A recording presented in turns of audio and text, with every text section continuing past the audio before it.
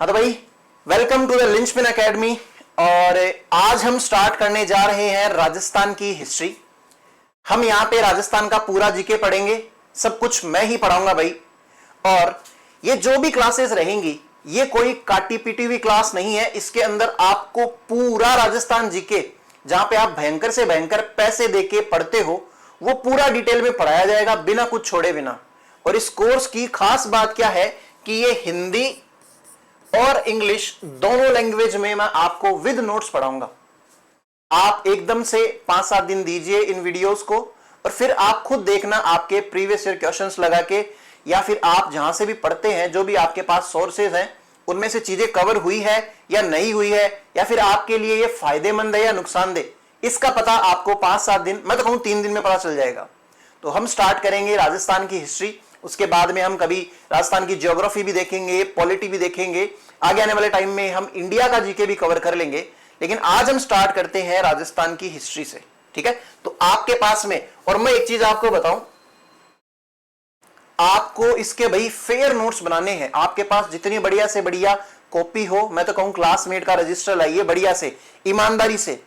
आप ये जो भी वीडियो देखोगे उसके अंदर बाद में जो नोट्स बनेंगे आपके, ये आपके लाइफ टाइम काम आएंगे भाई, है ना। जो भी आप एग्जाम दोगे, चाहे से भले ही वो कोई आरएएस की एग्जाम हो, या कोई पटवारी की एग्जाम हो, ग्राम सेवक की एग्जाम हो, या फिर फर्स्ट ग्रेड की एग्जाम हो, आरपीएससी जिस भी लेवल का पेपर आजकल पूछती है ना, जितने भी तोड़ मरोड़ के एनालिटिकल क्वेश्चंस आते हैं उसके अंदर, है ना, वो भी आपके कवर हो जाएंगे। यहाँ पे निश्चिंत होकर पढ़ना है और आप मेरे कहने से नोट्स बनाइएगा, आपके बहुत काम आएंगे। और कोई नोट्स आपके काम आए ना आए, ये जरूर काम में आएंगे। ठीक है, तो हम हिस्ट्री की बात करते हैं भाई। हिस्ट्री में भी हम सबसे पहले एक वर्ड इतिहास या हिस्ट्री जो है इसको समझेंगे। हिस्ट्री तो बाद में पढ़ लेंगे, लेकिन हिस्ट्री एक्चुअली क्या है, इतिहास क्या है, ये पढ़ते हैं सबसे पहले। हिस्ट्री किसको कहते हैं? देखो मैं एक चीज बताता हूं आपको, एक टॉपिक से समझते हैं। भारत में एक युद्ध हुआ था, खानवा का युद्ध, जो कि रिलेटेड किससे है? सांगा से और बाबर से। सांगा हमारे राजस्थान के रूलर है, सांगा वर्सेस बाबर। बाइलिंगुअल रहेगा भाई, दोनों को समझाया जाएगा एकदम बढ़िया से, हर टर्म समझाई जाएगी। सांगा हमारे मेवाड़ के राणा रहे हैं और बाबर जो है दिल्ली सल्तनत के अंदर राज कर रहा है भाई। इन दोनों का एक युद्ध होता है जिसका नाम है खानवा का युद्ध। अगर ये खानवा का युद्ध होता और ना होता, उसके बेसिस पे अगर कोई चीज डिसाइड हो रही है, तब तो ये इतिहास के पॉइंट ऑफ व्यू से इंपॉर्टेंट चीज है। इतिहास बेसिकली क्या है? कोई भी इवेंट्स का क्रम, जैसे इवेंट 1, इसके बाद में इवेंट 2, इवेंट 3, अलग अलग इवेंट्स होंगे भाई, आपको पता है, और क्रमबद्ध रूप से भी जरूरी है। ऐसे थोड़ी है ना कि पहले इंडिया का फाइनल मैच हो जाएगा फिर उसके बाद सेमीफाइनल होता है ना। क्रमबद्ध चीजें होती है, सीक्वेंस वाइज सीक्वेंस, और डेट भी ऐसी होती है, 1 तारीख, 2 तारीख, 3 तारीख। ठीक है, सिंपल सी बात है, समझना क्या है।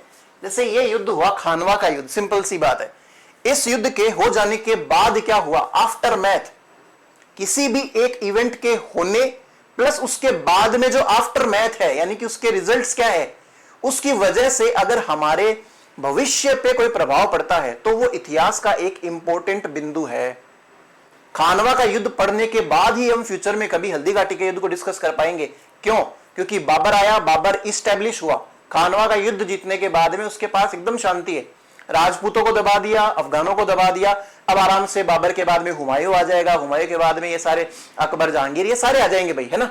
सिंपल सी बात ये है कि जब अकबर आएगा तभी तो हल्दी घाटी का युद्ध होगा। लेकिन अगर बाबर ही हार जाता और सांगा इसको क्या पता मार ही देता, तो उसके बाद में क्या अकबर का आना पॉसिबल होता? हिस्ट्री पूरी चेंज हो जाती। इस प्रकार से बनती है भाई हिस्ट्री। तो बेसिकली हिस्ट्री हमारी क्या है? इवेंट्स का क्रमबद्ध रूप। और कौन से इवेंट्स पढ़ने हैं हमें? ये पढ़ना है क्या कि आज बाबर ने ये फलाना शर्ट पहना था, आज बाबर ने इंस्टाग्राम पे एक रील डाली थी, ऐसी चीजें थोड़ी पढ़नी है जिससे मतलब फ्यूचर डिसाइड हो, है ना। ये युद्ध हुआ खानवा वाला, जब भी तो डिसाइड हुआ कि भाई कभी फ्यूचर में जाके और बाबर की जो है औलादे आएंगी भाई, वो रूल करेंगी, वो इंडिया को तहस नहस करेगी, या फिर हमारा कल्चर है वो खराब कर देगी। काफी सारी चीजें हैं, ये चीजें तभी तो होंगी जब ये वाला युद्ध जीता जाएगा। और क्या पता भाई ये युद्ध नहीं जीतता तो ये इवेंट्स नहीं होते। एक इवेंट के होने से अगर बहुत सारी चीजें प्रभावित हो रही है तो वो इतिहास का एक इंपॉर्टेंट बिंदु हो गया। और इतिहास को हम पढ़ते हैं क्रमबद्ध रूप से, ठीक है। ऐसे नहीं पढ़ लिया कि भाई पहले बाबर पढ़ लिया, फिर उसके बाद में ना सीधा ही औरंगजेब पढ़ लिया, फिर उसके बाद में अकबर पे आ जाओ यार, अब आ जाओ जहांगीर के ऊपर। ऐसे नहीं होता है ना। इतिहास को, इवेंट्स को एक तरीके से पढ़ने का तरीका होता है। ये चीज किसके दिमाग में आई? एक फेमस क्वेश्चन है जो कभी भी पूछ लिया जाता है। एक हिस्टोरियन है, इतिहासकार, इतिहासकार मिल, इंग्लिश में लिखेंगे मिल, MILL। मैं लिखवाऊंगा भाई, आपको नोट्स भी पूरे बता दूंगा, टेंशन नहीं लेनी है। ये हिस्टोरियन मिल जो इसके दिमाग में है कि यार क्यों ना मैं इतिहास को, जो ये इवेंट्स हो रहे हैं, अलग अलग इवेंट्स हो रहे हैं, इनको मैं एक मतलब एक क्रोनोलॉजिकल ऑर्डर दे दूं, समसामयिक तरीका दे दूं इनको पढ़ने का, जिससे क्या होगा, पढ़ने वाले के लिए आसानी होगी, इतिहास बनाने में भी, मतलब जो बुक्स लिखते हैं उनके लिए भी आसान काम होगा, है ना, और जो पढ़ने वाला है उसको भी ढंग से समझ में आएगी। तो इसने क्या दिमाग लगाया, इसने ये कहा कि इतिहास है ना वो 3 चरणों में पढ़ा जा सकता है। पहला चरण जो है, मैं सीधा नाम लिखता हूं बिना सस्पेंस के, प्राचीन इतिहास। इसको मैं एंशिएंट हिस्ट्री बोलूंगा भाई इंग्लिश में, एंशिएंट हिस्ट्री। सेकंड नंबर पे इसने बोला कि प्राचीन से थोड़ा बाद वाला इतिहास, उसको बोल देंगे मध्यकालीन, मध्यकालीन इतिहास या फिर मिडाइवल। हल्का सा हिस्ट्री को समझने की जरूरत है, उसके बिना आपका पार नहीं पड़ने वाला है बिल्कुल भी। प्राचीन इतिहास, मध्यकालीन इतिहास, और उसके बाद वाला, यानी कि प्राचीन से थोड़ा नया मध्यकालीन है, मध्यकालीन से और भी नया जो लेटेस्ट चल रहा है, उसको क्या बोल देंगे हम? उसको बोल देंगे आधुनिक इतिहास, या फिर इसको हम बोल सकते हैं इंग्लिश में मॉडर्न हिस्ट्री। देखो कोई बहुत अनोखी बातें नहीं करी गई है। जैसे हम एक चीज समझे, आज की जितनी भी तारीख है, मई का महीना चल रहा है, ठीक है। मई से पहले जस्ट जो गया है वो अप्रैल है, अप्रैल से थोड़ा पुराना है जनवरी फरवरी ये सब, और जनवरी फरवरी से भी पुराना कौन है? दिसंबर। तो आज की तारीख में मई अगर एकदम प्रेजेंट है, वर्तमान है, तो किसी न किसी दिन भूतकाल बनेगा, और भूतकाल बनके सबसे पहले वो किस कैटेगरी में आएगा? आधुनिक की कैटेगरी में। यानी कि जैसे जून आ जाएगा, तो जून के लिए मई क्या है? जस्ट एकदम जस्ट हुआ हिस्टोरिकल इवेंट है ना, तो वो आधुनिक हिस्ट्री के अंदर पढ़ लिया जाता है। उससे भी पुराना जैसे जनवरी फरवरी वाला टाइम पीरियड है, उसको मध्यकालीन में पढ़ लिया, और उससे भी पुराना उसको प्राचीन में पढ़ लिया। अब प्राचीन से और ज्यादा क्या प्राचीन होता है ना। सुनना मेरी बात, इसने इसको भी कैसे डिवाइड किया? प्राचीन इतिहास के लिए इसने एक वर्ड यूज किया कि यार इंडिया के अंदर बहुत स्टार्टिंग के अंदर हिंदू रूलर्स ही थे भाई। तुर्क तो कब आए हैं? 712 में मोहम्मद बिन कासिम ने अटैक किया था सिंध के ऊपर, तब से आने स्टार्ट हुए भाई। इससे पहले तुर्क थे नहीं। तो एक ही प्रकार के रूलर थे, चाहे वो अशोक हो, समुद्रगुप्त हो, है ना, जितने भी आपको नाम मिलेंगे ना, सारे संस्कृत टाइप के या फिर हिंदू रूलर्स के नाम मिलेंगे। तो इसने क्या बोला कि भाई जो हिंदू टाइम पीरियड है, आपको कुछ नहीं लिखना है ना, हिंदू टाइम पीरियड के जो भी राजा है उनका एक टाइम पीरियड है भाई अलग से, उनके टाइम का कल्चर अलग है, उनके टाइम का रूल करने का तरीका अलग है, उनके टाइम पे एडमिनिस्ट्रेशन अलग है ना, सारी चीजें, युद्ध के तरीके अलग अलग है। फिर उसके बाद में इनका टाइम पीरियड खत्म हुआ जब मोहम्मद बिन कासिम आया, धीरे धीरे सबसे पहले, और फिर राजस्थान के अंदर ये तराइन का युद्ध लड़ा गया। उसके बाद में ये जो गौरी है वो दिल्ली के अंदर स्टेबल हो गया भाई, है ना। तो गौरी के आने के बाद में तुर्क और ज्यादा हो गए, अब तुर्कों का रूल चलेगा, और दिल्ली सल्तनत के ऊपर से कौन हट गए? हिंदू रूलर्स हट गए। अब तुर्कों के अंदर भी बहुत से वंश है, गुलाम, हम कभी इंडियन हिस्ट्री पढ़ेंगे तो पढ़ेंगे, गुलाम वंश हो गया, है ना, या फिर लोधी वंश हो गया, या फिर ये जो भी गौरी वंश है, ये सारे जितने भी हैं, है ना, मुगल वंश हो गया, है ना, इन सब का एक अलग टाइम पीरियड है। इनके बीच में ना तो कोई हिंदू रूलर आएगा, और इनके आर्किटेक्चर अलग है, इनके कल्चर अलग है। तो एक मुसलमानों का जो एक राज है एक तरीके से इंडिया के ऊपर, उस टाइम पीरियड को इसने एक अलग कैटेगरी में डाल दिया। अभी मैं प्राचीन और मध्यकालीन पे इतना फोकस नहीं कर रहा हूं, मैं एक समझा रहा हूं कि हिंदू रूलर थे, वो एक अलग टाइम पीरियड था। फिर उसके बाद में तुर्क रूलर जो है वो एक अलग टाइम पीरियड था। फिर उसके बाद में तुर्कों के अंदर जब ये जहांगीर था, जहांगीर रूल कर रहा था, तब अंग्रेज आए थे भाई, ईस्ट इंडिया कंपनी। उससे पहले पुर्तगाली भी आए थे, डच आए थे, डेनिश आए थे, पता नहीं कौन कौन आए थे, वो देखेंगे। लेकिन जब अंग्रेज आ गए तो धीरे धीरे मुगलों का प्रभाव गिर गया। तो ब्रिटिश काल जैसे मान सकते हैं। तो ब्रिटिश काल के अंदर ज्यादातर आपको अंग्रेजों की ही बातें मिलेगी, राजाओं की बातें नहीं मिलेगी। जैसे ये मुगल जो है बहादुर शाह प्रथम के बाद में एकदम से डिक्लाइन हो गए भाई, बहुत बुरा टाइम आ गया मुगलों का, औरंगजेब के मरने के जस्ट बाद में, है ना। तो अंग्रेज आ गए, अंग्रेजों का वर्चस्व बढ़ने लगा, अंग्रेजों ने पूरे इंडिया को कवर कर लिया। अब हम कहीं भी ना तो हिंदू रूलर्स की बात करेंगे ना मुगलों की इतनी बातें करेंगे, हम फोकस करेंगे अंग्रेजों पे। तो इतिहास के 3 अलग अलग टॉपिक्स नहीं हो गए। अब इनमें से लेटेस्ट कौन सा दिख रहा है? ब्रिटिश दिख रहा है भाई। तो इसलिए इसने बोल दिया कि ये मॉडर्न हिस्ट्री तो क्या है, ब्रिटिश वालों की हिस्ट्री है। उससे पहले जस्ट पहले कौन थे? तुर्क थे या फिर मुसलमान थे। तो इस टाइम पीरियड को लगभग उसने क्या बोल दिया कि ये क्या है, मिडाइवल हिस्ट्री का। और ये तीसरा क्या आ जाएगा? हिंदू रूलर्स, सबसे पुराना, मतलब लाइक इससे पहले के तो वही है फिर हड़प्पा, मोहनजोदड़ो, है ना, ये सारी सभ्यताएं जिसके अंदर हम देखेंगे बाद में जैसे कालीबंगा है, पीलीबंगा है, ये सब भी चीजें देखेंगे। तो हिंदू रूलर्स का टाइम पीरियड क्या आ जाएगा हमारे पास में? प्राचीन बन गया भाई। प्राचीन जिस टाइम पे ये घटनाएं हो रही थी उस टाइम पे तो ये कहीं ना कहीं मॉडर्न होगा। जब तुर्क आए होंगे तब उसके लिए ये वाला मॉडर्न होगा, जब अंग्रेज आ गए तब उसके लिए ये वाला मॉडर्न होगा। अब आज हम हैं, हमारे लिए कौन सा मॉडर्न है? ये वाला मॉडर्न है, ये मॉडर्न है। और वो क्या है? हमारे लिए मिडाइवल है। और ये हमारे लिए क्या है? अब आपको कभी भी कंफ्यूजन नहीं होगी एंशिएंट, मिडाइवल और मॉडर्न के अंदर। तो आप मेरे कहने से एक सबसे पहले अपने नोट्स में लिखेंगे राजस्थान की हिस्ट्री। और राजस्थान की हिस्ट्री के अंदर आप सबसे पहले एक ही लाइन लिखना कि इतिहासकार मिल ने, दोनों में लिखूंगा, इतिहासकार मिल ने, जैसे ये लिख रखा ना, इतिहासकार मिल ने भारतीय इतिहास को या फिर इतिहास को 3 भागों में विभाजित किया। हिस्टोरियन मिल डिवाइडेड हिस्ट्री इनटू 3 पार्ट्स। अभी 3 पार्ट्स कौन से हैं जल्दी से लिख लेंगे आप? Ancient history, medieval history and modern history. ठीक है, आप चाहे तो ये भी लिख सकते हैं हिंदू रूलर्स का टाइम पीरियड, है ना, मुस्लिम रूलर्स का टाइम पीरियड, फिर ब्रिटिश का, ताकि एक आइडिया लगे आपको। हिंदी वाले लिखेंगे प्राचीन इतिहास, मध्यकालीन इतिहास और आधुनिक इतिहास। ठीक है, और इसमें भी हम आज स्टार्ट करने जा रहे हैं मध्यकालीन इतिहास। हम एंशिएंट भी पढ़ेंगे, हम मॉडर्न भी पढ़ेंगे। एंशिएंट में क्या क्या आएगा मैं बताता हूं थोड़ा सा, कि जैसे हमारे पास में सभ्यताएं हो गई, बागोर सभ्यता, है ना, आपकी तिलवाड़ा हो गई, या फिर ये कालीबंगा, पीलीबंगा, ये सारी चीजें पढ़ेंगे, है ना, मौर्य जनपद, है ना, गुप्त काल हो गया, ये सब चीजें देखेंगे। तो देखो हिंदू वाले से नाम है ना, मौर्य, गुप्त वगैरह ये सब। फिर मिडाइवल आज हम स्टार्ट करेंगे तो आपको पता लग ही जाना है।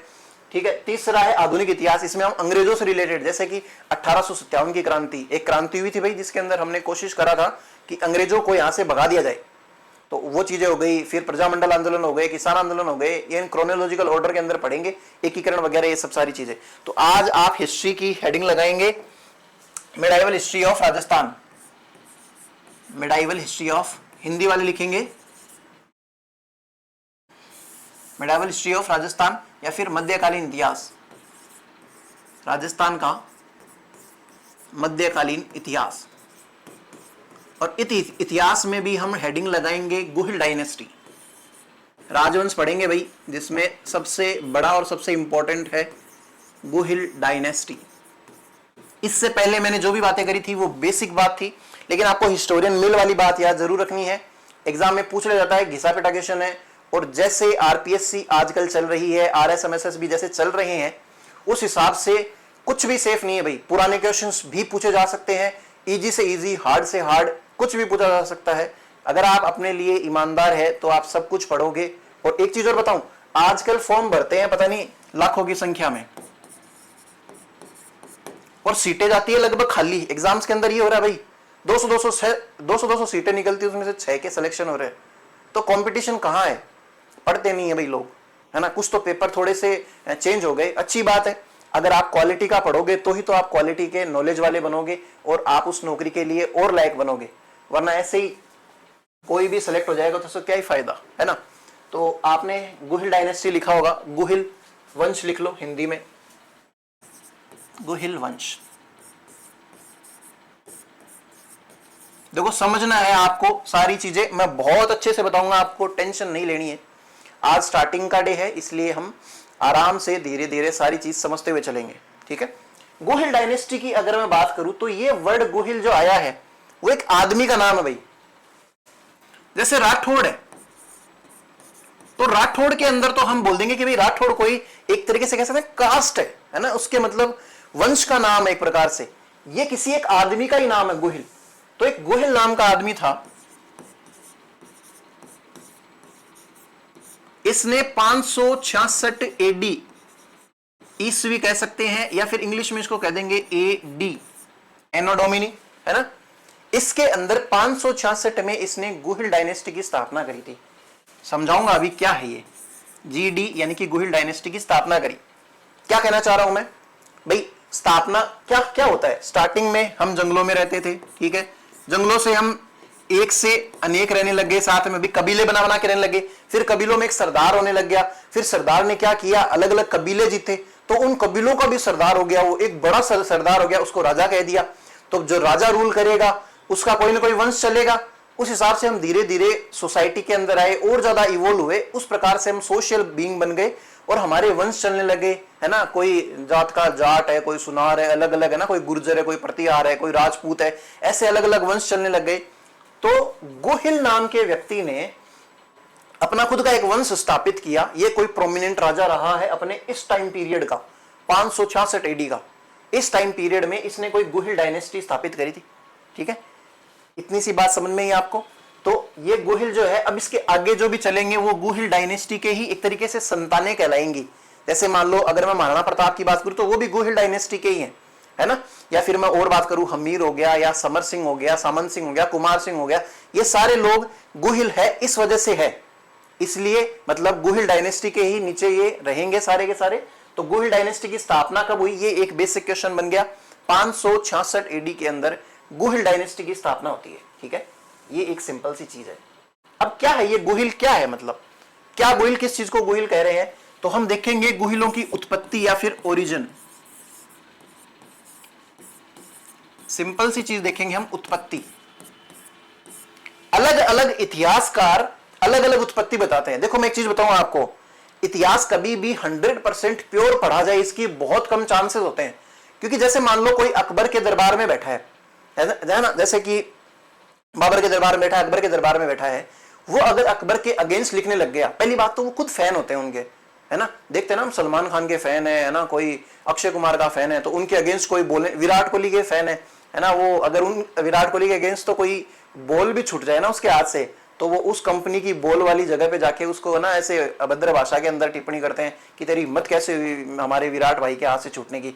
तो अगर उनके आप उसके अंदर रहोगे, कोर्ट के अंदर, दरबार के अंदर रहोगे राजा के, तो उस राजा के अगेंस्ट तो कैसे लिख सकते हो, क्या पता वो राजा आपको मरवा दे, अपने बारे में गलत इंफॉर्मेशन क्यों छापने देगा, भले वो सत्य थी लेकिन नहीं छापने देगा ना।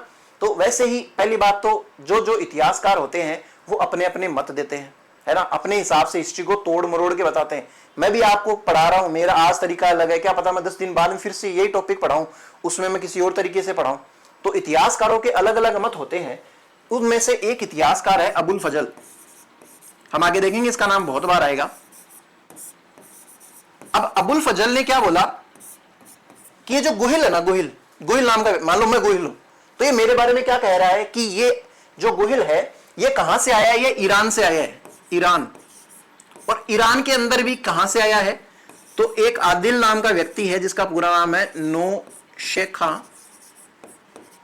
आदिल।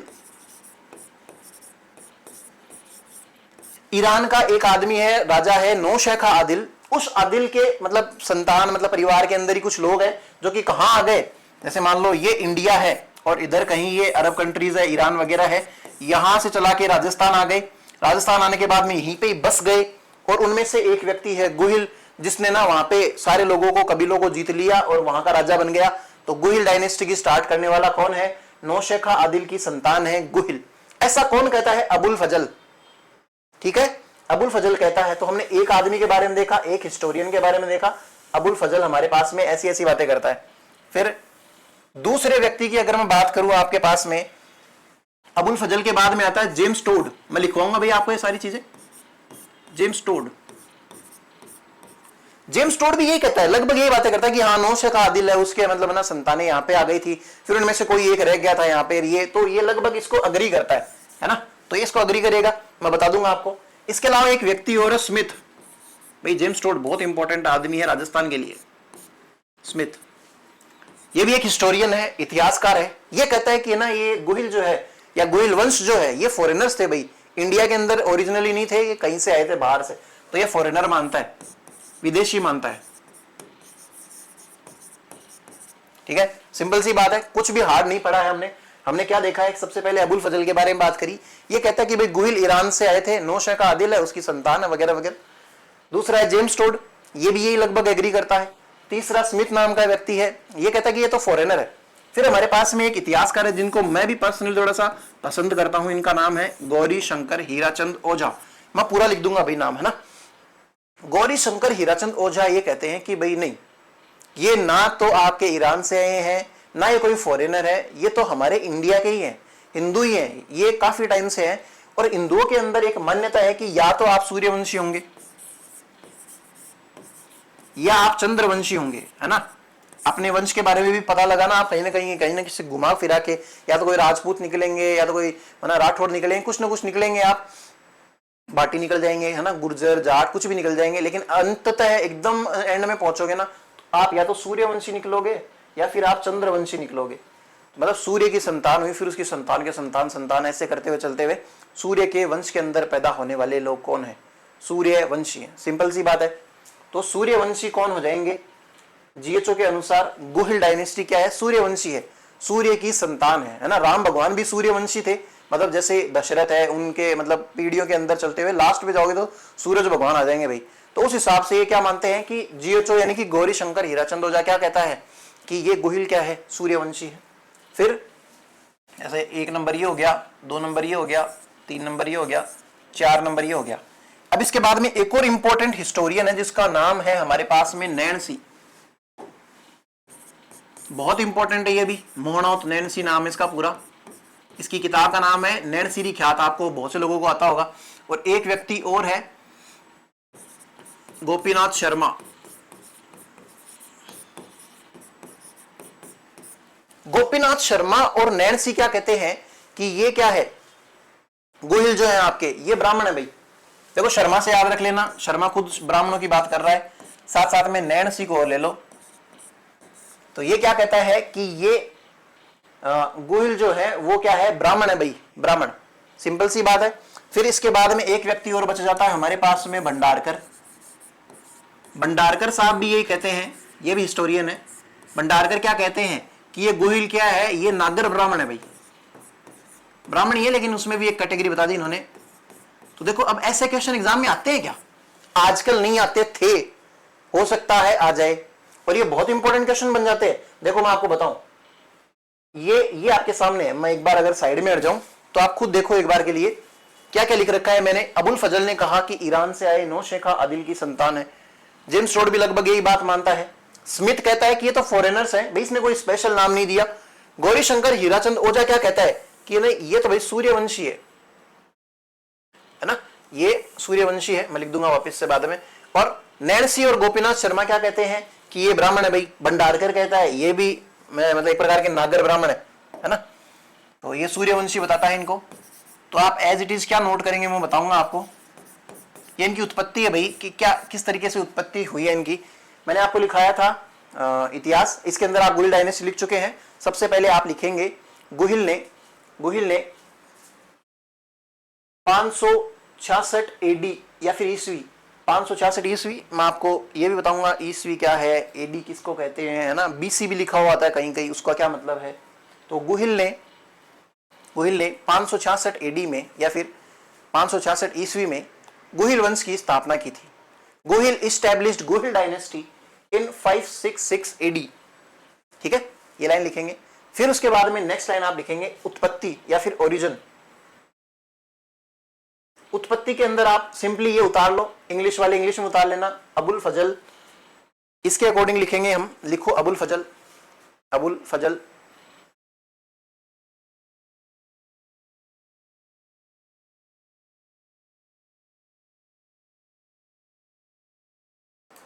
हाँ भाई, तो बीच में कैमरा चला गया था।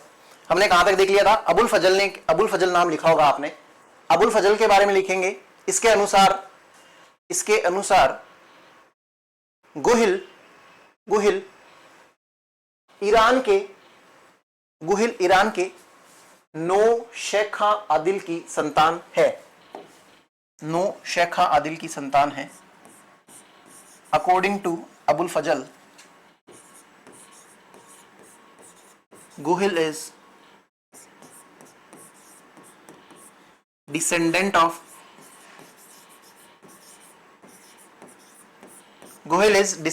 ऑफ नो शेखा आदिल ऑफ ईरान।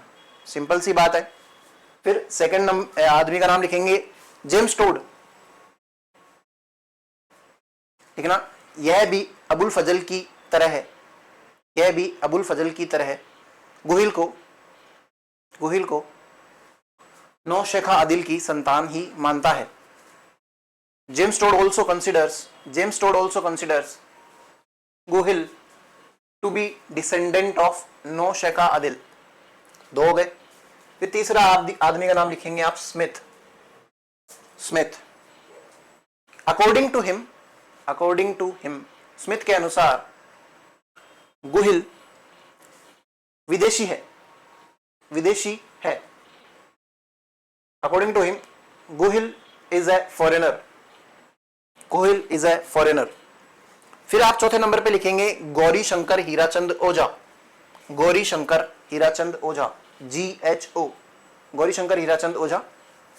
इसके बारे में क्या लिखेंगे?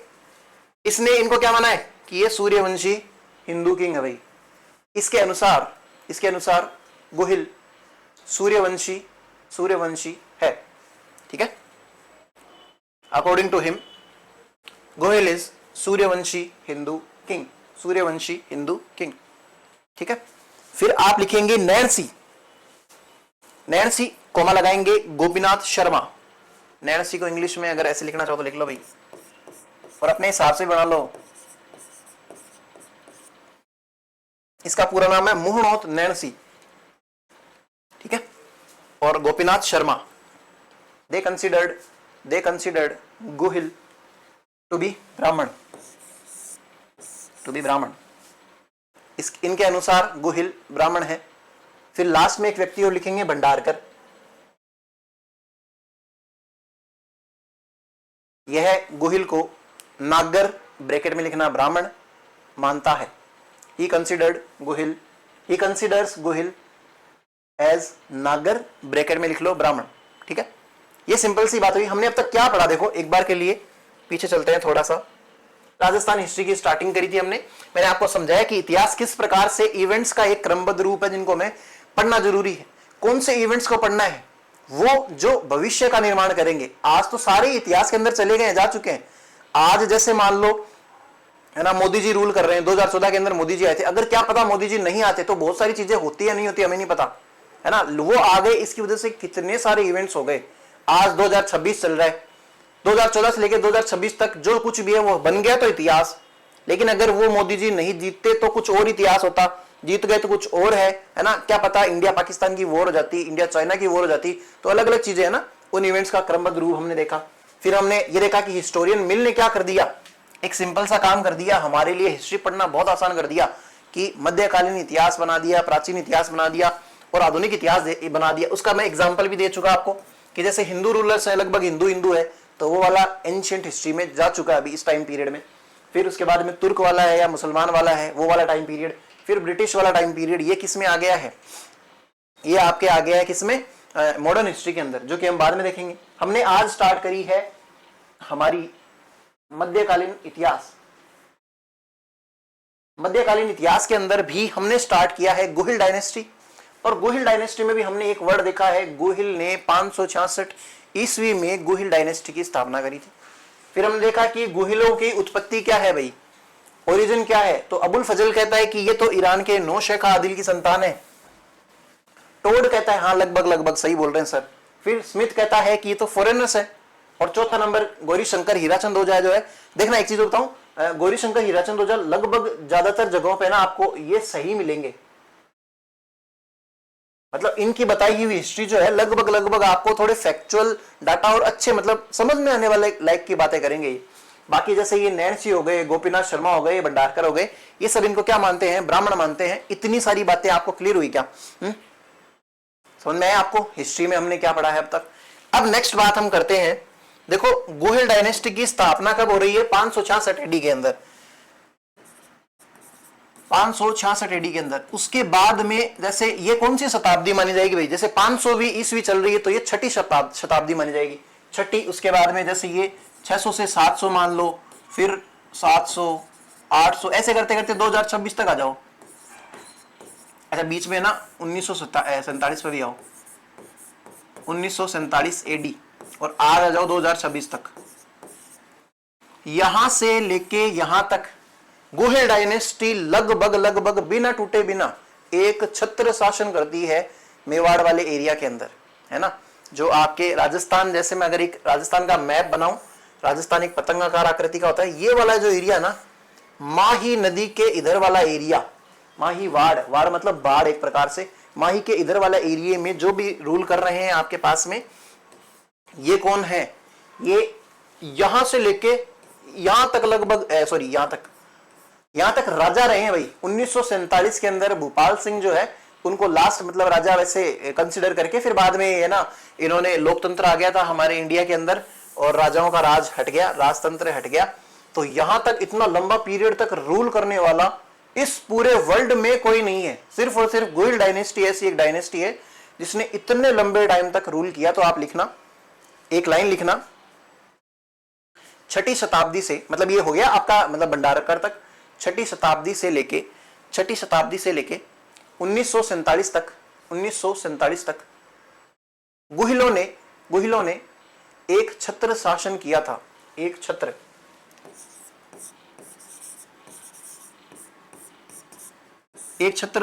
शासन किया था जिसके तहत ये संपूर्ण संसार की एकमात्र सर्वाधिक लंबी राज्य करने वाली वंशावली है या फिर वंश है, ठीक है। इंग्लिश में लिखेंगे Guhil dynasty ruled since 6th century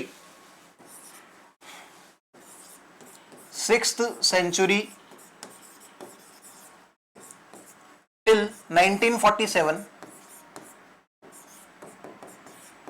continuously, which makes them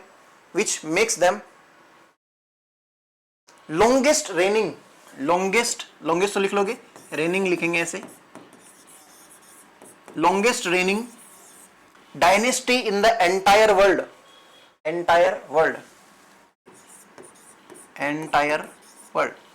ये बात समझ में आई आपको। अब देखो मैं एक चीज और समझाता हूं। गुहिल डायनेस्टी के अंदर गुहिल है भाई, गुहिल की कोई ना कोई संतान होगी, एक संतान हो जरूरी थोड़ी है, एक से ज्यादा भी हो सकते हैं, मान लो एक इधर ऐसे, फिर इसकी भी संतानें हो सकती है, इसकी भी हो सकती है। अब जरूरी थोड़ी है कि भाई गुहिल ही अकेला हो, हम आगे देखेंगे बहुत सारी ब्रांचेस बन जाएंगी इनकी, तो ये प्रकार से ब्रांच ही तो है। अब अगर मान लो यहाँ पे कोई इंपॉर्टेंट राजा रहा, इसने कोई एक अलग ही वंश की स्थापना कर ली, जैसे हम आगे देखेंगे कि महाराणा प्रताप जो है वो सिसोदिया है भाई,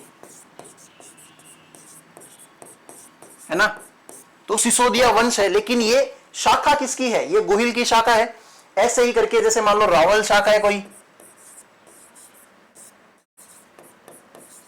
कोई शाहपुरा चली गई, कोई डूंगरपुर चली गई, उनके अंदर भी कोई ना कोई राजा रहेंगे, तो वो है तो गुहिल की संतान, लेकिन उनकी अलग अलग शाखाएं हैं, तो गुहिल डायनेस्टी की अलग अलग शाखाएं बन जाती हैं।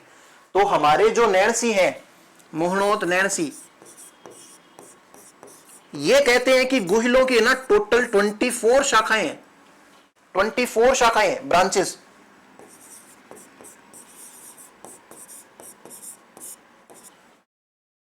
इस बात को अग्री कौन करता है, टोड। देखो जेम्स टोड कौन है, जेम्स टोड एक अंग्रेजी अधिकारी है यूरोप से, मतलब जो अंग्रेज हम पे रूल करके गए थे उनमें से एक व्यक्ति का नाम है टोड। तो टोड यहाँ पे इंडिया के अंदर, राजस्थान के अंदर पॉलिटिकल एजेंट बन के आया था, हम मॉडर्न हिस्ट्री के अंदर देखेंगे। तो इसने क्या किया था, इसका इंटरेस्ट खूब था इंडिया के अंदर और राजस्थान के हिस्ट्री को जानने में, कल्चर को जानने में, तो इसने भाई बहुत मेहनत करी, लिटरली मेहनत करी। और ये अपना एक जैन गुरु भी है ना, उनसे इसने काफी सारी हिस्ट्री के बारे में चीजें सीखी। तो ये मतलब थोड़ा सा ना इंडिया के लिए अंधभक्त हो गया, राजस्थान के लिए एकदम भयंकर अंधभक्त हो गया। और काफी सारी चीजें मतलब है ना, इसने अंधविश्वास मतलब किंवदंतियां उनमें भी विश्वास करना शुरू कर दिया, मतलब बहुत बढ़िया से तारीफें करता था। तो ये हमारे लिए एक तरीके से कह सकते हैं इतिहास का, राजस्थान के इतिहास का जनक भी है भाई, है ना। ऐसी चीज काफी सारी चीजें हैं इसके बारे में, टोड के बारे में। तो नैणसी और टोड क्या कहते हैं कि गुहिलों की क्या है, टोटल 24 शाखाएं हैं भाई। टोड और नैणसी की बात को अग्री करता हुआ एक व्यक्ति और है, कवि राजा श्यामल दास। ये कहता है कि नहीं आपकी बात तो सही है, कवि राजा श्यामल दास, ये एक ही व्यक्ति है भाई, ये भी एक हिस्टोरियन श्यामल दास। ये कहता है कि नहीं यार 24 नहीं है, मैंने गिनी है 36 शाखाएं, आप ढंग से गिनो। तो 36 शाखाएं बताने वाला व्यक्ति कौन है, ये आपका श्यामल दास। तो आप एक लाइन और लिखेंगे, जल्दी से लिख लो। नैणसी तथा टोड के अनुसार, नैणसी तथा टोड के अनुसार गुहिलों की कुल 24 शाखाएं हैं, जबकि कवि राजा श्यामल दास के अनुसार इनकी 36 शाखाएं हैं। According to Nainsi and Tod, James Tod नाम भाई इसका, Nainsi and Tod, Guhils had 24 branches, while कवि राजा श्यामल दास considered 36 branches of गुहिल्स। ये चीज क्लियर हुई आपके। फिर हम एक चीज और लिख सकते हैं इनके बारे में, वैसे तो हमने पहले लिख ली है, गौरी शंकर हीराचंद ओझा ने कहा था कि ये सूर्यवंशी हिंदू राजा है भाई, सूर्यवंशी हिंदू राजा है। तो एक लाइन फिर से लिख लो कि Guhils are basically Suryavanshi Hindu kings. Guhil Suryavanshi Hindu राजा है, सूर्यवंशी हिंदू राजा है। देखो एक चीज तो हम सीखते हैं, ईस्वी किसको कहते हैं। हम जो भी कैलेंडर फॉलो करते हैं 2026 तक आ गए हैं, 0 से आए होंगे, कोई ना कोई 0th ईयर रहा होगा, ठीक है। ये जो भी कैलेंडर मानते हैं ये हमारा कैलेंडर नहीं है, हमारे कैलेंडर अलग अलग है, विक्रमी संवत, शक संवत, है ना। वो हम आगे देखेंगे जब हम आर्ट एंड कल्चर पढ़ेंगे तब। यहां पे जरूरत है इसलिए बता रहा हूं थोड़ा सा। 0th ईयर से लेके 2026 तक हम जी रहे हैं, इससे पहले भी लाइफ रही होगी, उससे पहले के भी इतिहास है, काफी सारी चीजें हैं हमारे, जैसे मोहनजोदड़ो है, ये सब तो बहुत पुराने, मतलब 0 से भी पहले। ये क्या है 0, किसका कैलेंडर है। पहली बात तो इस कैलेंडर का नाम है ग्रिगोरियन कैलेंडर। ग्रिगोरियन लिखना नहीं है इसके बारे में कुछ भी, ग्रिगोरियन कैलेंडर है। इस कैलेंडर में ऐसा क्या स्पेशल है, 0th ईयर क्या है। 0th ईयर वो टाइम पीरियड है जब ईसा मसीह को ज्ञान की प्राप्ति हुई थी। भाई हमारे इंडिया के अंदर यूरोप से अंग्रेज आए थे, वो ईसा मसीह को मानने वाले लोग हैं। ईसा मसीह कौन है, एक सामान्य व्यक्ति की तरह जन्म लेने वाले व्यक्ति हैं। जब वो 4 साल के हुए थे, 4 वर्ष के, तब उन्होंने कहा कि अपुनिच भगवान है, मतलब मैं ही भगवान हूं, मतलब प्रबोधित हूं, एनलाइटेंड हूं। एनलाइटेंड मतलब मैं भगवान हूं, है ना, कि मैं एनलाइटेंड हूं और मुझे मानना स्टार्ट कर दो। और ऐसी ऐसी बातें करते थे कि लोग इनके फॉलोवर बन गए। एक तरीके से ये भगवान है भाई। हम इनके ऊपर ज्यादा टिक्का टिप्पणी नहीं करेंगे। हमें समझना है जिस मोमेंट पे ईसा मसीह ने ये कहा कि मैं एनलाइटेंड हूं, मैं ही भगवान हूं, उस टाइम पे वे 4 साल के थे।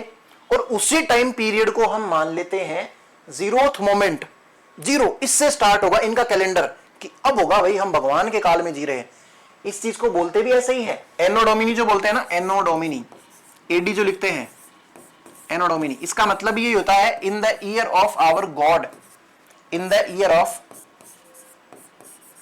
आगे काम आएगी, ईयर ऑफ आवर गॉड, हमारे भगवान के वर्ष में। मतलब अब जो भी आगे चीजें चलेंगी, 0 से 1 साल आया 2026, मतलब कि हम हमारे भगवान के राज में 2026 साल तक जी चुके, आगे और जिएंगे। इनसे पहले क्या था, इनसे मतलब इनके जन्म से पहले नहीं, इस मोमेंट से पहले जब वो एनलाइटेंड हुए थे, इस मोमेंट से पहले जो टाइम पीरियड था उसको ये बोलते हैं बीसी। बीसी का मतलब क्या है, बिफोर क्राइस्ट। ये क्राइस्ट है भाई इनका नाम है, ये ईसा मसीह जो है, क्राइस्ट से पहले का टाइम पीरियड बिफोर क्राइस्ट कहलाता है, इसलिए इसको बोलते हैं बीसी। इसको बोलते हैं ईसा, जैसे मान लो ईसवी या फिर ईसा, है ना। इससे पहले हम लिखते हैं ना कि ईसा पूर्व, जैसे मान लो 266 लिख दूं, ईसा पूर्व, ईपू ऐसे लिखता है ना, ईपू मतलब बीसी मतलब बिफोर क्राइस्ट, है ना, ये सेम चीज है। आजकल इसी चीज के लिए एक स्पेशल चीज और चलती है जिसको बोलते हैं एक तो बोलते हैं सीई और एक बोलते हैं हम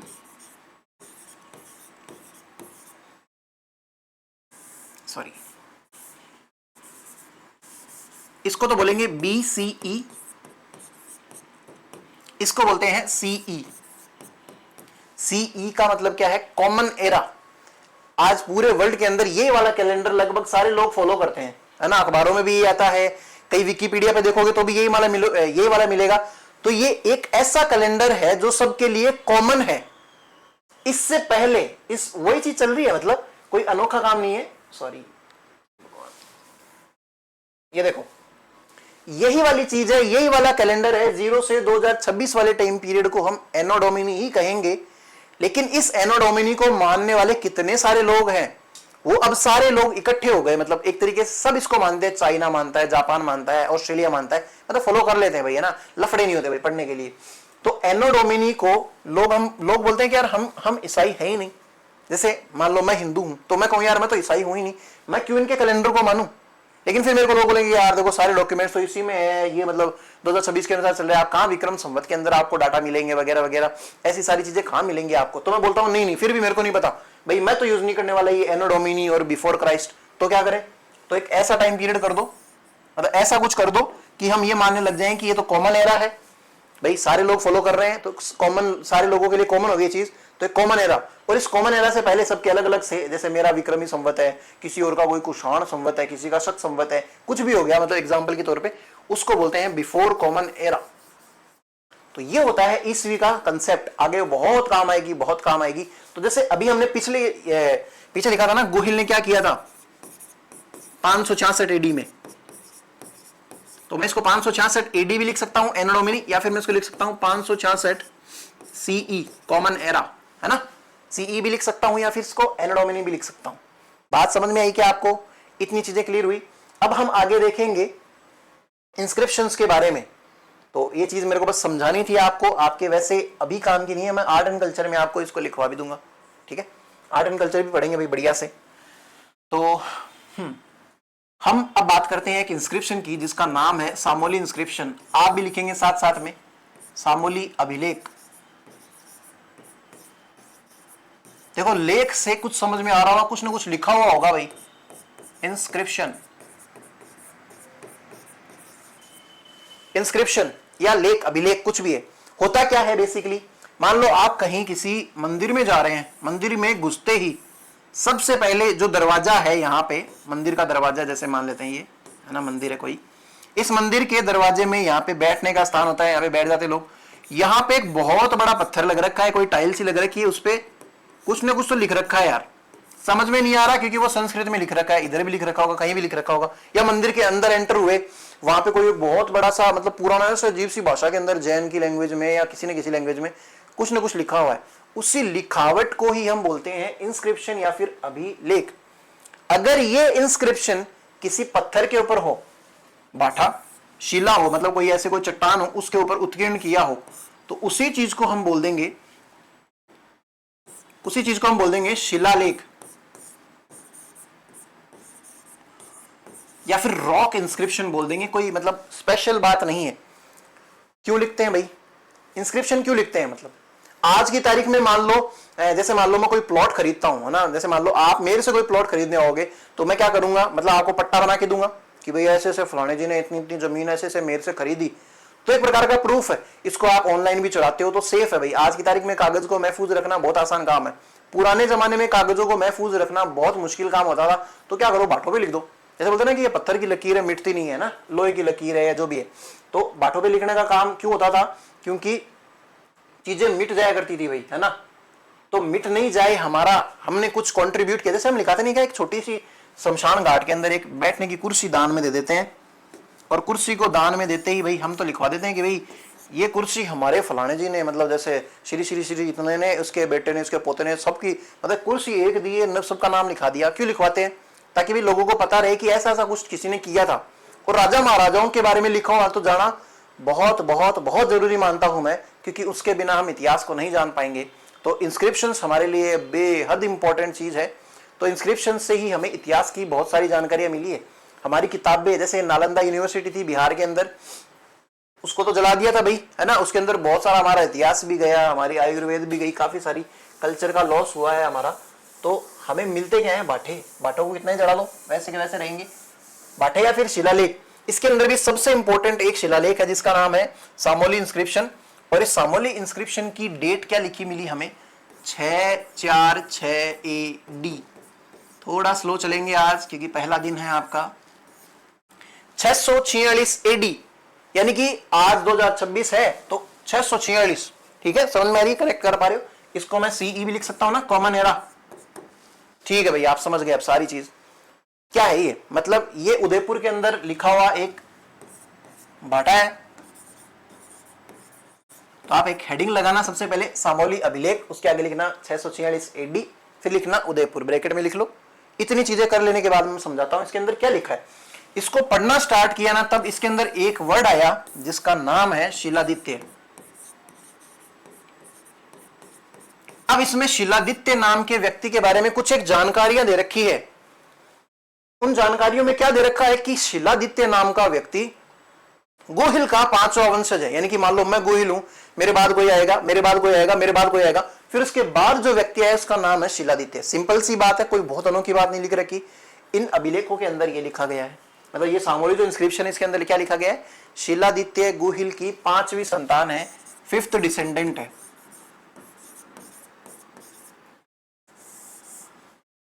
डिसेंडेंट है, ठीक है, बाद में देख लेंगे भाई। इसके अलावा एक इंफॉर्मेशन और लिख रखी है कि कन्नौज के अंदर, यूपी के अंदर कन्नौज पड़ता है, कन्नौज के अंदर एक राजा है हर्षवर्धन। गोहिल उसके शिलादित्य उसके समकालीन है।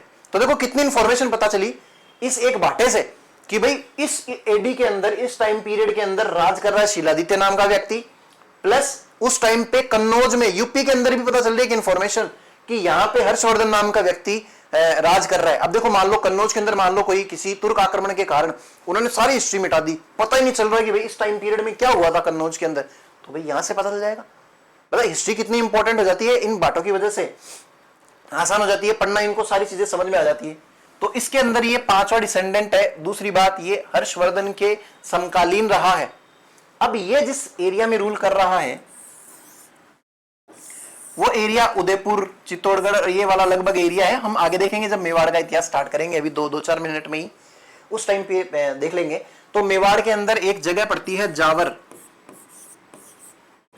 जावर के अंदर खनन होता है, ये मैं नहीं कह रहा हूं भाई, मेरी तरफ से। और जावर के अंदर जावर माता का मंदिर है।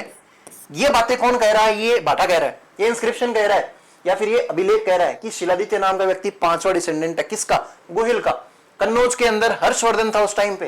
ये कहता है कि जावर के अंदर खनन होता है, भाई हमारे पास में शीशा निकलता है, जस्ता निकलता है ना। इसके अंदर जावर के अंदर चांदी भी निकलती है, वो आगे आएगा, मैं बताऊंगा आपको। या फिर एक चीज लिख रखी कि भाई हमारे जावर माता की कृपा से ऐसे फलाना ढिकना काम हो गया, तो जावर माता के बारे में पता चला। हमें एक बाटे से बहुत सी चीजें पता चलती है कि भाई कोई राजा है, उसके वंश, उसने क्या किया उस टाइम पीरियड में। जैसे ना कुंभा जब जीतेगा सारंगपुर का युद्ध, तो एक विजय स्तंभ बनाएगा चित्तौड़ के अंदर, है ना, विजय स्तंभ, कीर्ति स्तंभ बोलते हैं उसको। तो उसके ऊपर बहुत सारी चीजें लिख रखी है, इतिहास के बारे में जानकारी मिलती है। तो जावर के बारे में बातें पता लगी। और ये जो इंस्क्रिप्शन है, इससे पुराना हमें मिला नहीं गोहिलों के बारे में। सिंपल सी चीज समझ में आई आपको। गोहिल डायनेस्टी का ओल्डेस्ट इंस्क्रिप्शन क्या है, सामोली इंस्क्रिप्शन एग्जाम के अंदर भर भर के क्वेश्चन बनते हैं। तो ये सारी चीजें डिटेल्स हैं, हम सामोली इंस्क्रिप्शन के बारे में लिखेंगे। तो आप हेडिंग लगा लिए होंगे सामोली इंस्क्रिप्शन। तो सबसे पहले इसके बारे में आप लिखना स्टार्ट करेंगे। लिखना भाई कि यह अभिलेख शिलादित्य के बारे में सूचना देता है या जानकारी देता है। जानकारी लिख लो, ज्यादा सही है। This inscription gives information about Shiladitya. फिर नेक्स्ट लाइन में लिखना, शिलादित्य गोहिल का 5वां वंशज है। Shiladitya is 5th descendant of Gohil. Gohil के जस्ट बाद में एक व्यक्ति है जिसका नाम है भोज। मत लिखना, कोई काम की नहीं है। भोज के बाद में आया महेंद्र, महेंद्र के अच्छा लिख लो एक जगह पे ना, ब्रैकेट में छोटा सा लिख लो महेंद्र, महेंद्र के बाद में आया नाग, और नाग के जस्ट बाद में आया हमारा शिलादित्य, शिलादित्य है ना, तो ये भी लिख लो कहीं ना कहीं पे, है ना। नेक्स्ट इंफॉर्मेशन लिखना,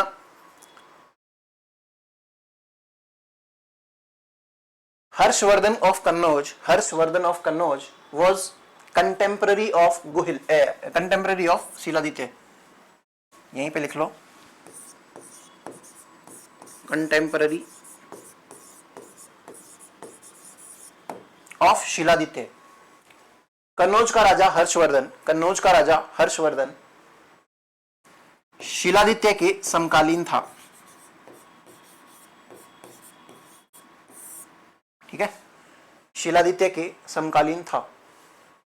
यह अभिलेख, नेक्स्ट लाइन में लिखना, यह अभिलेख जावर में खनन, जावर में खनन तथा जावर माता के बारे में भी जानकारी देता है। This inscription provides information about Zawar mining, Zawar mining and Zawar Mata temple, and Zawar Mata temple, ठीक है। इतनी सारी बातें कर ली हमने। फिर एक लाइन और लिखना कि it is the oldest inscription of Gohils, it is the oldest inscription of Gohils, यह गोहिलों का सबसे प्राचीनतम, सबसे प्राचीनतम स्रोत है या फिर अभिलेख है, सबसे प्राचीनतम अभिलेख है। इतनी बातें हमें क्लियर हुई क्या सामोली इंस्क्रिप्शन के बारे में। अब सामोली इंस्क्रिप्शन के बारे में पढ़ने के बाद में हम देखते हैं गोहिलों की रियासतें।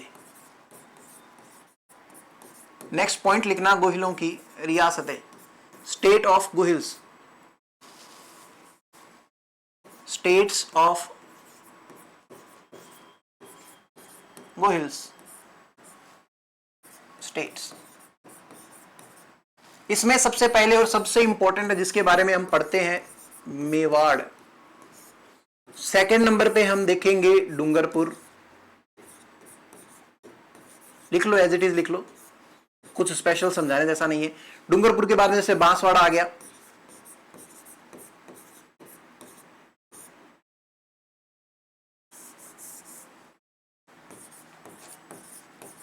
बांसवाड़ा, बांसवाड़ा के बाद में आप लिखेंगे प्रतापगढ़, और उसके बाद में पांचवा आप लिखेंगे शाहपुरा।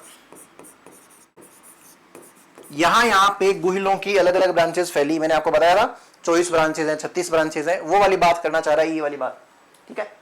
अब हम पढ़ेंगे इसमें भी मेवाड़, तो आप इतना लिख लेने के बाद में लिखेंगे मेवाड़ का इतिहास, हिस्ट्री ऑफ मेवाड़,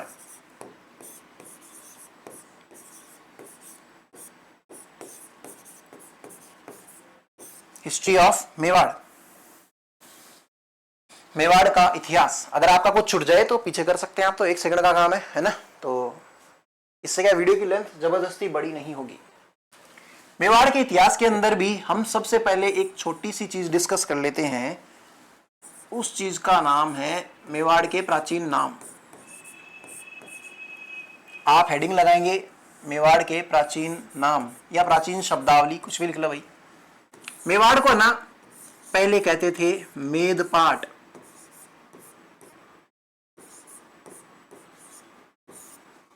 इसको कहते थे शिवी जनपद, शिवी जनपद। समझाता हूं अभी ये सारी चीजें क्या है। इसको कहते थे प्रागवाट, और ये इंफॉर्मेशन हमें मिलती है एक अभिलेख से जिसका नाम है बेड़ा घाट अभिलेख। अब देख लो इंस्क्रिप्शन से पता चल गया हमें।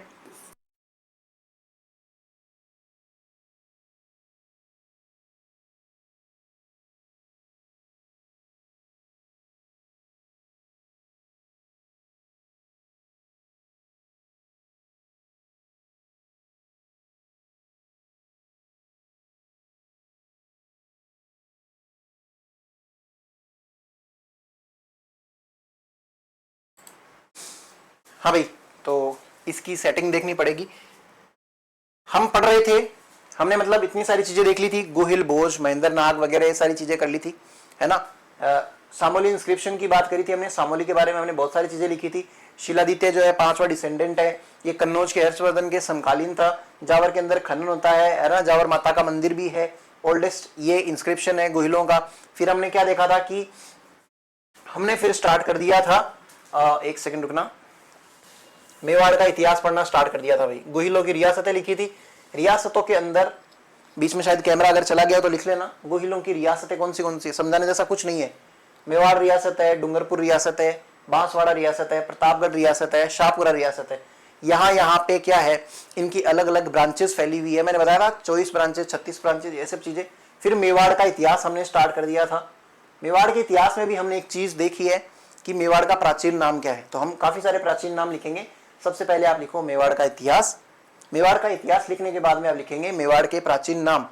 तो मेवाड़ के क्या क्या प्राचीन नाम रहे हैं, उनमें से एक नाम रहा है मेदपाट, दूसरा नाम रहा है शिवी जनपद, तीसरा नाम रहा है प्रागवाट। ये क्या चीजें हैं समझाता हूं।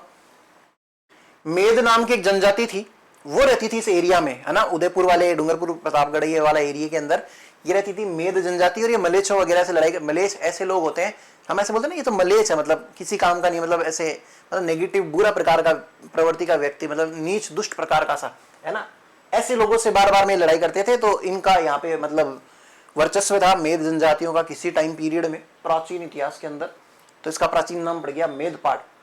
शिवी या फिर कीवी जनपद कह सकते हैं। शिवी जनपद जो है ये पंजाब से उठ के आई हुई एक जनजाति है, मतलब लगभग इधर वाला सिंध पंजाब वगैरह एरिया से। तो शिवी जनजाति यहाँ पे डोमिनेंट थी, इसलिए शिवी जनपद। फिर प्रागवाट नाम, ये इसी नाम से रिलेटेड नाम है। ये लिख कहाँ रखा है, ये जयपुर का एक अभिलेख है, बेड़ा घाट अभिलेख या फिर बेड़ा घाट इंस्क्रिप्शन। अब देखो एक चीज और, जयपुर के अंदर कोई मतलब मेवाड़ की कोई प्रिंसेस है, उसकी शादी हुई होगी, उसने ऐसे लिखाया कि मैं भाई फलाने प्रागवाट प्रदेश की राजकुमारी, मेरी ये यहाँ शादी हुई है, ये वो सारी चीजें। तो हमें जयपुर के इंस्क्रिप्शन में पता चला है मेवाड़ का एक इंपॉर्टेंट नाम, है ना। तो ये हमारे लिए इतिहास इस प्रकार से इंपॉर्टेंट बन जाता है। ये चीजें लिख लेने के बाद में, नाम लिख लो आप ये सारे, के बाद में हम एक्चुअली में स्टार्ट करेंगे मेवाड़ के अंदर कौन रूल कर रहा है, राजा है, हम राजाओं के बारे में पढ़ेंगे बेसिकली। वैसे मेवाड़ क्या है भाई, मैं आपको समझा दूं एक छोटी सी लाइन के अंदर। देखो मेवाड़ शब्द जो है वो माहीवाड़ शब्द से मिला हुआ सा शब्द है, मतलब ऐसे बनाया हुआ है, माहीवाड़ या फिर माही बाढ़। बाढ़ किसको कहते हैं भाई, हम किसी चीज की बाउंड्री करते हैं ना। तो हमारे राजस्थान के इस मैप में, पतंगाकार मैप में, एक नदी बहती है जिसका नाम है माही नदी, है ना। हम देख लेंगे इसकी ज्योग्राफी के अंदर, आपको मिल भी जाएगी मेरी क्लासेस के अंदर। तो माही नदी जो है उसकी बनाए हुए क्षेत्र को, मतलब उसके बनाए हुए एरिया को हम क्या कह देंगे, इस वाले एरिया को माहीवाड़ या फिर मेवाड़, है ना, जिसने एक छत्र शासन कर लिया बहुत सारे टाइम पीरियड के लिए। तो ये हो गया हमारे लिए मेवाड़। इसमें हम सबसे पहले एक राजा का नाम लिखेंगे जिसका नाम है बप्पा रावल या फिर काल भोज। ठीक है भाई, तो आप नेक्स्ट हेडिंग लगाना, इंपॉर्टेंट व्यक्ति है बापा रावल, इंग्लिश में लिख लो। आप अपने आप से बना सकते हैं भाई थोड़ी बहुत अंग्रेजी। तो बापा रावल जो है इसने कब से कब तक शासन किया था, तो 734 से लेके 753 एडी तक इसने शासन किया है। कहां पे शासन किया है वो सारी चीजें देखेंगे। तो आप लिखना बापा रावल, बापा रावल के बारे में लिखेंगे 734 से लेके 753 एडी। अब इसके बारे में एक इंफॉर्मेशन लिखना, सबसे पहली लाइन लिखना कि यह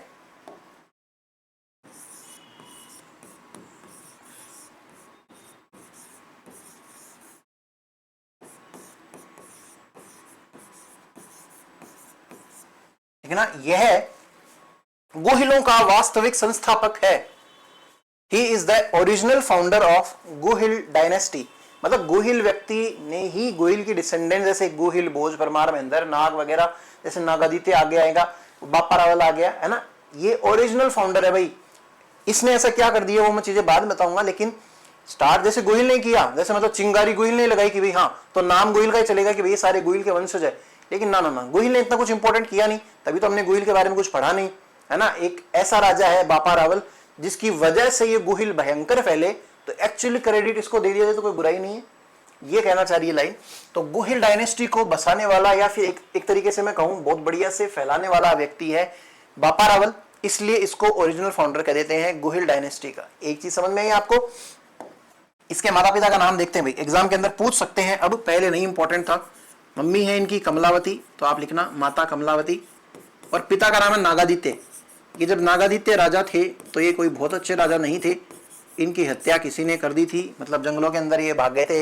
स्टोरीज बहुत ज्यादा भाई गुहिलों, ये बापा रावल जो इनके बारे में बहुत सारी स्टोरीज है, गुहिल के बारे में भी बहुत सारी स्टोरीज है। ऐसे मतलब गुफा के अंदर पैदा हुए थे इसलिए उनका नाम गोह नाम से है ना, गोह जो होता है ना, गोह, गुफा से इनका नाम आया गुहिल वगैरह। ये सारी स्टोरीज के अंदर चक्कर में नहीं पड़ना, क्योंकि ये सच नहीं है भाई। और एग्जामिनर आपको ऐसी बातें नहीं पूछेगा, काल्पनिक चीजें नहीं पूछ सकता एग्जामिनर आपसे, तो ढंग की चीजें पूछेगा। तो आप लिखना कमलावती, और कमलावती के नीचे लिख लेना उनके पिताजी नागादित्य। एक इंफॉर्मेशन लिखने के बाद में एक इंफॉर्मेशन और लिखना, एक व्यक्ति है भाई हारित ऋषि, इंग्लिश में कहेंगे सेज, ऋषि को सेज कह सकते हैं या ऋषि भी लिख सकते हो, हरित। देखो स्टोरी के अंदर ही है, ये बापा रावल जो है इनकी गाय चराते थे वगैरह, इनको गुरु मानने लग गए, फिर गाय ने ऐसे ना धार छोड़ दी।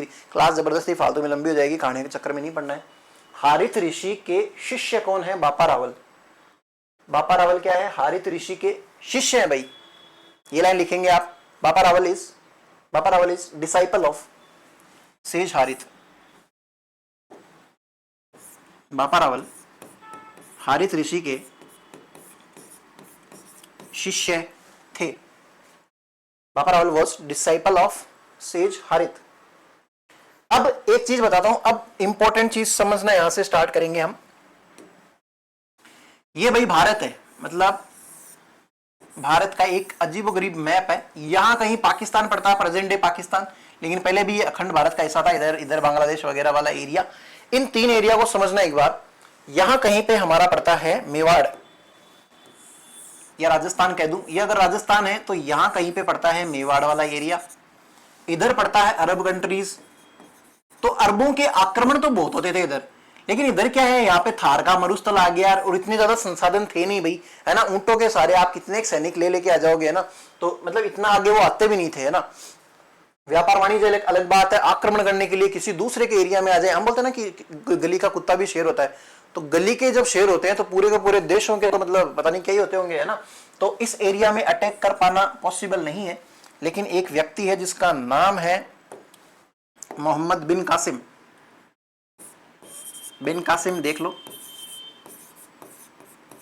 ये हम इंडियन हिस्ट्री के अंदर पढ़ेंगे भाई कभी। इसने 712 एडी के अंदर, 712 एडी या ईस्वी के अंदर कहां पे अटैक किया? यहां पे एक जगह पड़ती है जो आज की तारीख में पाकिस्तान में है, सिंध के अंदर। एक व्यक्ति है दाहिर सैन, राजा वहां का, उसके ऊपर अटैक किया था, वहां से इससे सिंध छीन लिया था। कि पहला सक्सेसफुल तुर्क आक्रमण है या फिर मुस्लिम आक्रमण है जो इंडिया पे हुआ था, सिंध पे हुआ था 712 में। अब देखो सिंध के बाद में ये वाला एरिया समझना, बहुत गहराई से समझना बात को। इस वाले एरिया में यहां जाओगे ना, यहां तक आओगे तो ये जैसलमेर, गंगानगर, हनुमानगढ़, आज की बात कर रहा हूं, उस टाइम पे थे ही नहीं। और ये टाइम पीरियड कौन सा है? 712 एडी का, 712वीं शताब्दी के अंदर। अरे भाई यहाँ पे धोरे हैं भयंकर बुरी तरीके से, यहाँ पे क्या बनाओगे? कुछ था नहीं। एक अजमेर जरूर बस गया था, अजमेर जब हम पढ़ेंगे अजमेर का इतिहास तब देख लेंगे कैसे वासुदेव चौहान ने बसाया था वगैरह, 500वीं ईस्वी में, 6ठी शताब्दी में बसा दिया था। यहां तक कोई ताकतवर रूलर नहीं है, सीधा मेवाड़ ही है। अब मेवाड़ वालों को जब ये खबर पता चली कि है ना, जैसे हम पे भाई रूल करने के लिए कौन आ रहे हैं, यहां पे सिंध के अंदर मुस्लिमों का आक्रमण हो गया है, तो अब मुस्लिम अगर मेवाड़ की तरफ आए तो हमारा तो साम्राज्य खत्म हो जाएगा। ये चीज पता जब चली हमें कि भाई मोहम्मद बिन कासिम ने अटैक किया है, उस टाइम पे मेवाड़ के अंदर एक इंपॉर्टेंट रूलर था जिसके बारे में हम बिल्कुल भी नहीं पढ़ेंगे, कुछ भी नहीं पढ़ेंगे, तो मैं क्यों बता रहा हूं वो सुनना। मेवाड़ के अंदर इस एरिया में यहां पे चित्तौड़ पड़ता है। इस चित्तौड़ के अंदर एक रूलर है जिसका नाम है मान मौर्य। इस मान मौर्य की कोई बातें नहीं करनी हमें ज्यादा। मान मौर्य एक इनकेपेबल शासक है, मतलब ढंग का शासक नहीं है। जब पता चला कि मोहम्मद बिन कासिम आ गया तो लोगों को डर लगा कि यार मान मौर्य हमें क्या ही बचा लेगा। उस टाइम पे बापा रावल नाम का व्यक्ति जो है वो चित्तौड़ वाले लोगों को लगा कि यार ये आदमी हमारी प्रोटेक्शन कर सकता है, मान मौर्य नहीं कर सकता है। मान मौर्य और बापा रावल, मतलब मान मौर्य जो है बापा रावल का मामा ही लगता है। इस व्यक्ति ने, मतलब लोगों ने ये कहा बापा रावल को कि भाई तू है ना एक काम कर, चित्तौड़ से हटा दे तेरे मामा को, कोई काम का आदमी नहीं है, तू लग जा वहां पे और हमें बचा, मतलब अगर क्या पता अटैक हो जाए मुसलमानों का। और वास्तव में होता भी यही है, जब ये इसको हरा देता है, मैं आगे बताऊंगा आपको, मान मौर्य को ये हटाता है, अपने मामा को हटा देता है, चित्तौड़ के अंदर राज करता है, तब ये तुर्कों की जो मुसलमानों की सेना आई हुई है इनको भगाते हुए ले जाता है भाई, गजनी तक ले जाता है, अफगान तक। अफगानिस्तान जो है ना आगे पड़ता है पाकिस्तान के भी, अफगानिस्तान में एक जगह है गजनी जो इनका तुर्कों का मेन सेंटर है, राजधानी है, वहां तक भगा देता है। और वहां भी नहीं रुकता है, गजनी के अंदर जो शासक सलीम है, मतलब वहां का मेन जो रूलर है, उसको हटा के अपने भांजे को लगा देता है। मतलब इतना भला करता है चित्तौड़ के लोगों को। तो चित्तौड़ के लोगों ने जिस व्यक्ति को लगाया है वो सही है, माना मतलब मान मौर्य को हटा के, इसीलिए इसको हटाया गया था। अब देखो इतना बड़ा राज्य है, यहां तक जा रहा है और फिर बाद में सोने के सिक्के भी चलाएगा। तो इसलिए एक प्रकार से गुहिल के बाद में पहले ही कोई ऐसा व्यक्ति है जिसने इतने बड़े बड़े काम किए हैं और गुहिल की संतान है, और इसके बाद में आगे भी चीजें फैलेगी, इसलिए इसको गुहिल डायनेस्टी का वास्तविक संस्थापक बोलना बिल्कुल भी बुरी बात नहीं है। तो आपने लिख लिया होगा सेज हारित वाली बात, एक लाइन और लिखना, फिर हम आज की क्लास को यहीं पे समाप्त करते हैं, हम आगे पढ़ेंगे कल। तो लिखना, शिलादित्य नहीं भाई, बापा रावल ने चित्तौड़ के मान मौर्य को हराकर चित्तौड़ जीत लिया, चित्तौड़ के मान मौर्य को हराकर चित्तौड़ जीत लिया। और ये जीता कब भाई, ये 734 एडी के अंदर जीता भाई। तो ब्रैकेट में ये जरूर लिखना 734 एडी। बापा Rawal defeated Man Maurya and captured Chittor. बापा रावल डिफीटेड मान मौर्य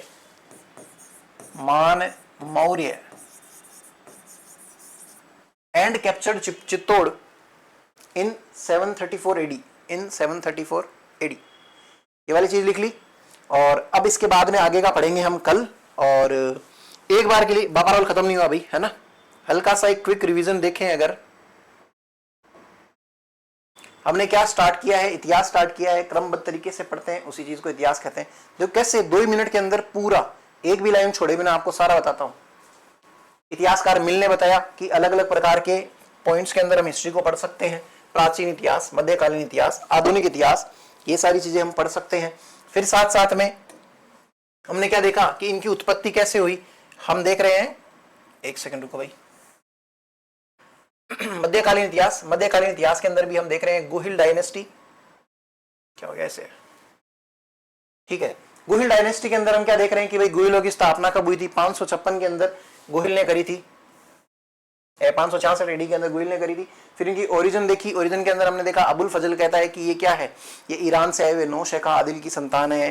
टोड इसकी बात को मानता है, स्मिथ कहता है ये फॉरेनर है, जीएचओ कहता है कि भाई ये तो सूर्यवंशी है, जबकि गोपीनाथ और नैन्सी कहते हैं ये ब्राह्मण है, और भंडारकर भी इनको अग्री करता है कि ये ब्राह्मण है। ये चीज हमने देखी। फिर उसके बाद में आपके अपने नोट्सों में आपने लिखा है कि 6वीं शताब्दी से लेके 1947 तक एक छत्र शासन किया भाई। इतना लॉन्गेस्ट रेन करने वाली इस पूरे संसार में आपको कोई डायनेस्टी नहीं मिलेगी, जो कि कौन सी है, ये गुहिल डायनेस्टी है। इसके बाद में हमने देखा कि नैन्सी और टोड क्या मानते हैं, 24 शाखाएं हैं। ये भंडारकर मानता है कि भाई श्यामलदास मानता है 36 शाखाएं भाई। फिर उसके बाद में मैंने आपको ये समझाया बीसी और एडी क्या है। इसके बाद में हमने देखा सामोल इंस्क्रिप्शन। सामोल इंस्क्रिप्शन क्यों इंपॉर्टेंट है, क्योंकि गोइलों का सबसे प्राचीनतम ये है अभिलेख है, और साथ साथ में ये जावर के अंदर खनन और जावर माता की इंफॉर्मेशन देता है, शिलादित्य के बारे में बताता है। शिलादित्य क्या है, 5वां वंशज है, कन्नौज के हर्षवर्धन के समकालीन है ना, ऐसी बातें हमने करी थी।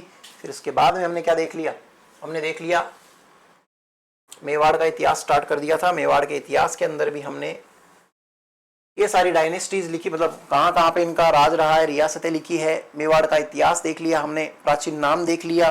प्राचीन नाम के बाद में हमने क्या देखा है, बापा रावल के बारे में हमने क्या स्टार्ट किया था कि ये ओरिजिनल फाउंडर है, इसके माता का नाम कमलावती है, पिता का नाम इसका क्या है, नागादित्य भाई है ना। इसके मतलब गुरु का नाम क्या है, हारित ऋषि है। और इसने किसको हरा दिया, अपने मामा मान मौर्य को हरा दिया, चित्तौड़ जीत लिया। चित्तौड़ जीत के 734 के अंदर यहाँ का राजा बन जाएगा भाई ये चित्तौड़ का, है ना। तो इतनी इन्फॉर्मेशन के साथ में हम राजस्थान की हिस्ट्री बिगिन करते हैं। मेडाइवल हिस्ट्री को और हम आगे और कंटिन्यू करेंगे, अच्छे से पढ़ेंगे, बहुत बढ़िया से। अपने नोट्स बनाना, अपने आपके बहुत बहुत काम आएंगे वो नोट्स। तो नेक्स्ट क्लास के अंदर मिलते हैं भाई, तब तक के लिए थैंक यू।